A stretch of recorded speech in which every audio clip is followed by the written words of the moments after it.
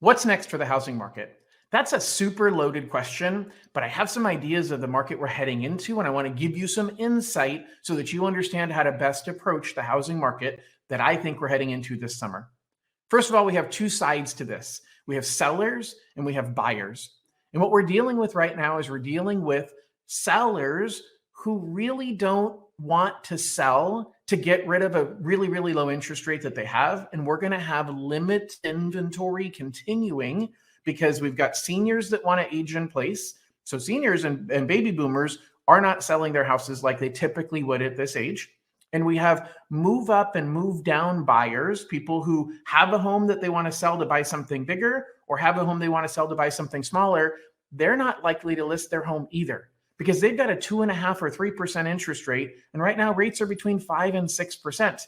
So moving up is going to significantly increase their payment, isn't going to save them very much money.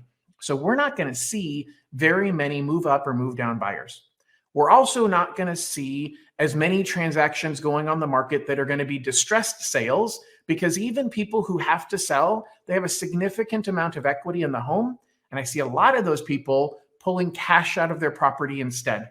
They're doubling down, staying where they're at because they know rents are super, super high. And yeah, I've got my income's cut a little bit or my credit card debt's gotten out of control, but they have so much equity in the property. Selling doesn't solve the problem because they still have to buy something else and they're going to have a higher interest rate, or they've got a rent and rents are super, super high.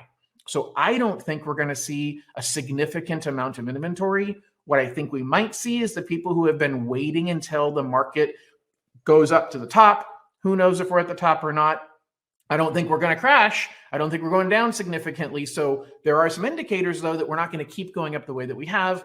And there are people coming out of the woodwork now wanting to list their home because they have a second home they don't need anymore or don't want. They have an investment property they don't want, and they've wanted to wait and take advantage of the significant rise. We are going to see those houses coming on the market along with people who need to sell. But that's going to be very reduced compared with the average number of homes we typically would see on the market, in my opinion. So we're going to see lower inventory continuing. We're also going to see lower demand on the buyer's side.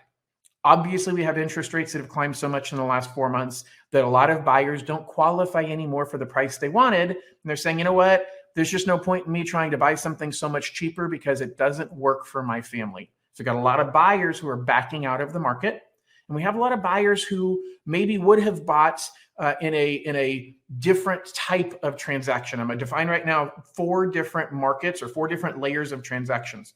The first is lots and land.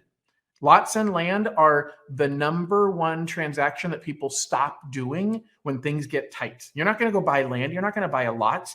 If money is tight, if you're concerned about the economy, or if interest rates are high, there's no point in buying a lot or a land. The second layer is luxury homes, as well as second homes and investment properties.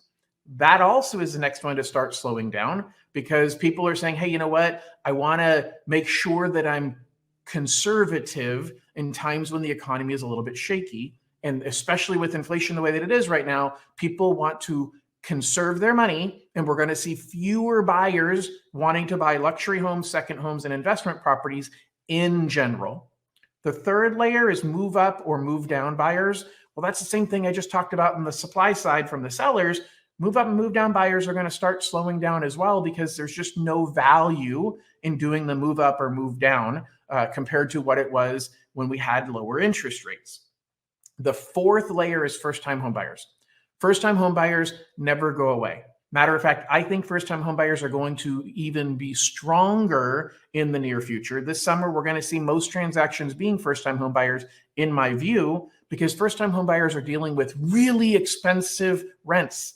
They're going up so much that they're saying, you know what, I might as well buy a home. So it's a huge opportunity, especially for those first-time home buyers, because this summer, there's going to be less people competing for those homes and compared with what we were seeing over the last 2 years, and you have more opportunity to be successful in getting your offer accepted.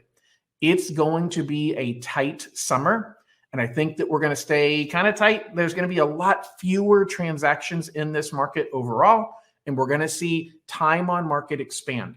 Homes are going to be listed. Sellers are going to be thinking in the rearview mirror that, hey, I can sell my house for significantly more. I just need to wait it out. And the truth is, they're not going to get what they think they're going to get. And it's going to create a slower market this summer. And I just want to make sure that everybody's prepared for the fact that we're going to see activity decrease, in my opinion, based on the factors I just covered.